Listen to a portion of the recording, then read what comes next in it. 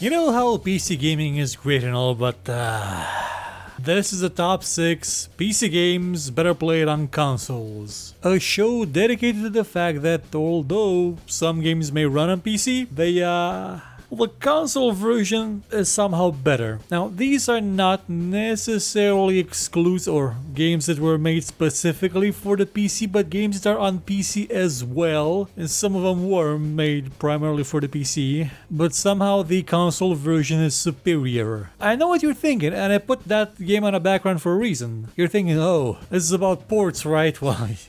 No, if this was about ports, it would not be a top 6, it would be a top 5058 because there are so many horrible ports for the PC of console games that we would not be finished by the end of the year. And in case you're wondering why I put 6, well, I couldn't find 7 that really fit all that well the criteria that I put forth for myself for the show. I mean, if I look up PC games that work better on consoles, the first result that shows up is console games that work better on PC. Google is thinking I typed it in the wrong order. Now, with that being said, let's get it started with number 6, Tomb Raider Underworld. Now, I played this game on the PC and I enjoyed it for the most part. I thought the ending was a bit of a gut punch. Also, there was no giant tomato costume for Lara.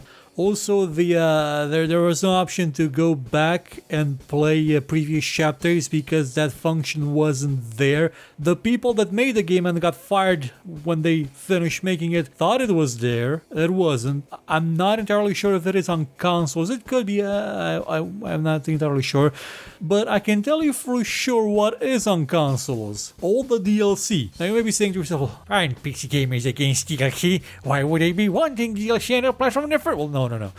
We're against crappy DLC because back in the 90s, early 2000s, DLC wasn't DLC, it was expansions. Then for the price of, $30-20, you could get essentially another game in terms of content, in terms of enjoyment. Not a $15 map pack with 3 maps, 2 of them being remakes of older maps from the previous game that look the same and play the same. There's nothing different. But the DLC for Tomb Raider Underworld was interesting because you're playing as Lara's doppelganger, Lara's shadow, if you will, the shadow of the Tomb Raider, who was a sort of mirror version of Lara, like she just stepped out of Angel of Darkness and still had a braid, rocking that braid on. Oh yeah, she had superpowers and she was kind of evil. Well, she was in the base game, and then she sort of realized, wait a minute, I'm cool. Why am I working for Netla? And she did stuff on her own. I'm not sure what, because the DLC was never released for PC. We never got it. And if you're wondering why, it's because Eidos was kind of a really crappy company near the end of its life.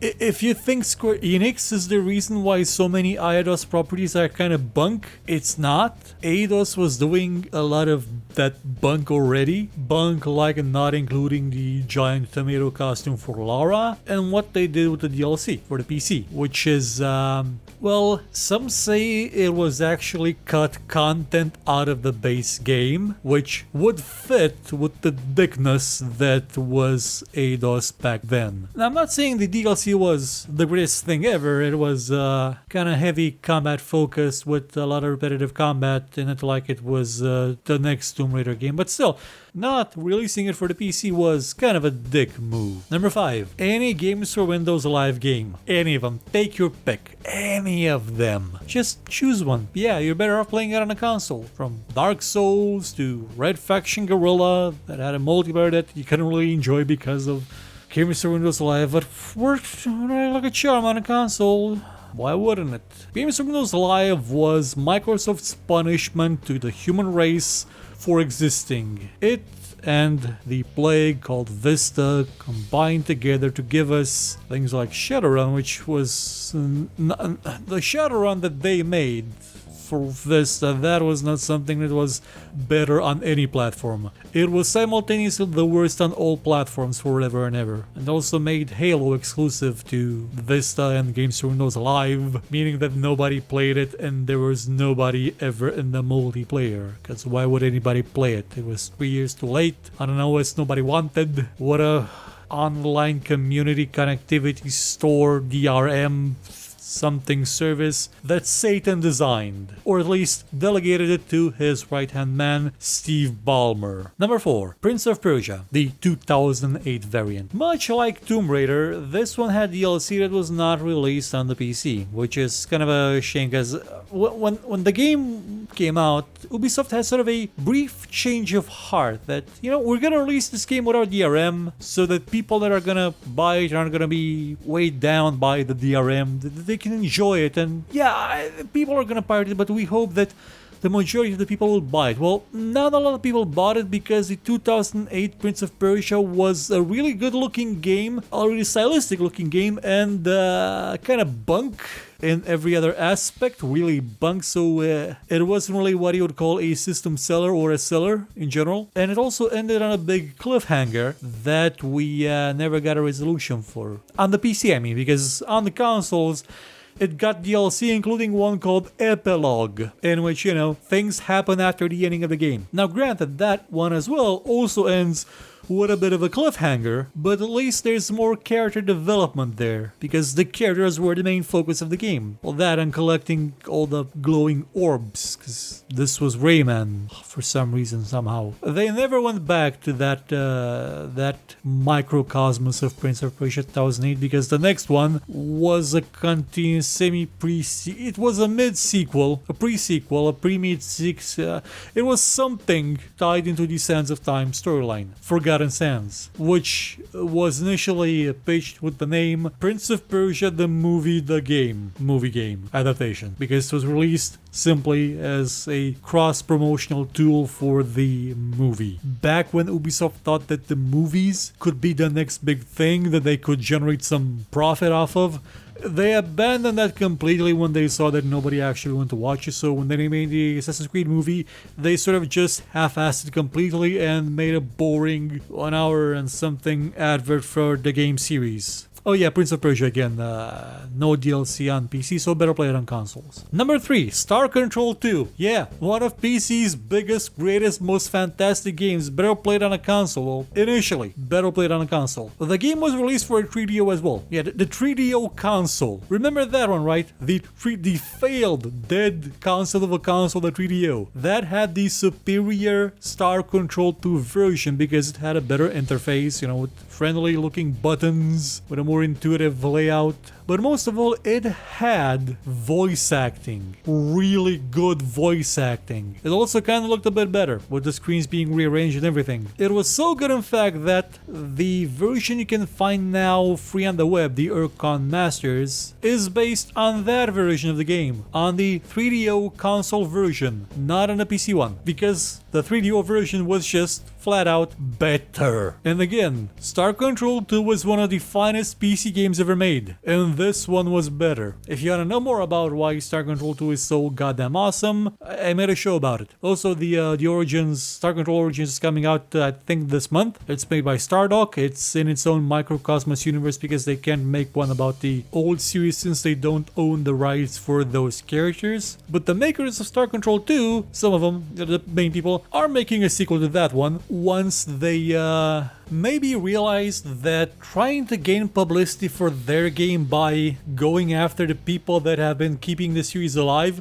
was probably not a good idea. Also, crowdfunding their legal fees when they've made billions of dollars for Activision kinda seems a bit disingenuous unless they had really horrible contracts, in which case, well, that's your problem. And from the legal documents, that's been your problem for the last 30 years. Number 2, Spider-Man 2. Now, Spider-Man 2 on consoles is considered as being one of the greatest games ever made, with freeform web swinging and the ability to punch and kick your way to fame and fortune, and I never played it. I played the PC one though, the demo of the PC version. It's not a bad port. Again, I want to emphasize that these are not bad ports of games. Some of these are great games. Again, Star Control 2, one of the best games ever made. Spider-Man 2 is not a port. It is absolutely not a port. It is a different game, a worse game, a monumentally worse game than the PlayStation 2 one. It is Just somebody paid, well, Activision. Of course it was Activision. Well, who else would it be?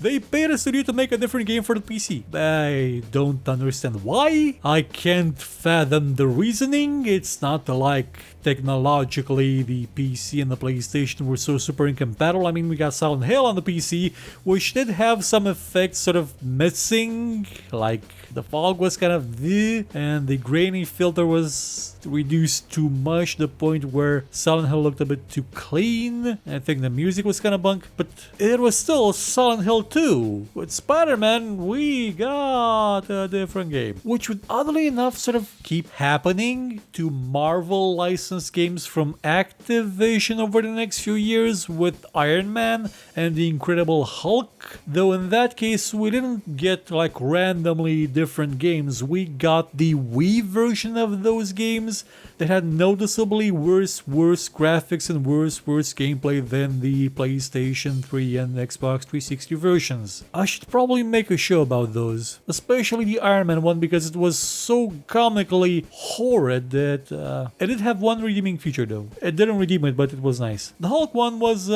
actually kind of okay. And number one is Diablo 3. Yes, Diablo 3. A sequel to one of the most beloved and well-sold PC game franchises in the history of mankind.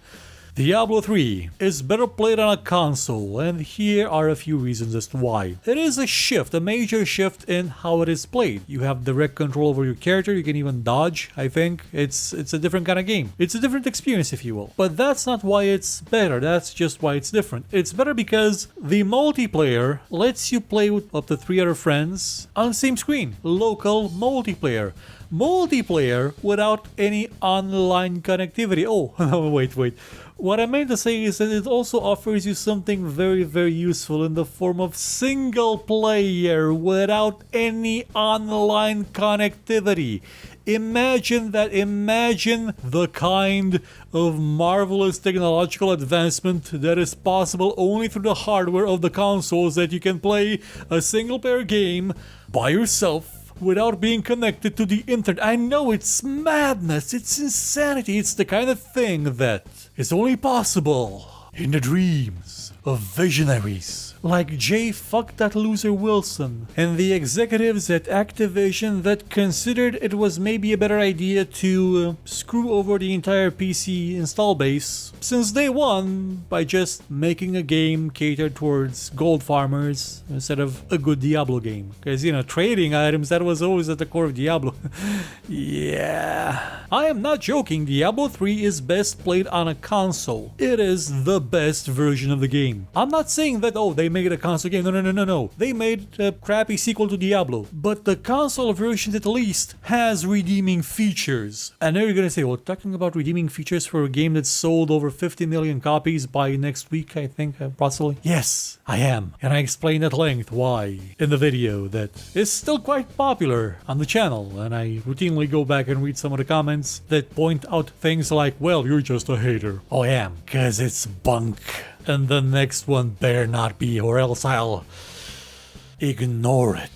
I'll ignore it so hard, my ignoring will spread throughout the world and infect everyone until nobody remembers what the series even was. And then we will be free to start anew and look onto the future. And so ends the top 7 PC games that work better on consoles or play better on... I don't know what the title is anymore. If you have your own suggestions that aren't limited to every Capcom game ever made because they couldn't even port a shooter to the PC with mouse controls, let alone make a port that's actually worth a damn, please mention them in the comments. Goodbye.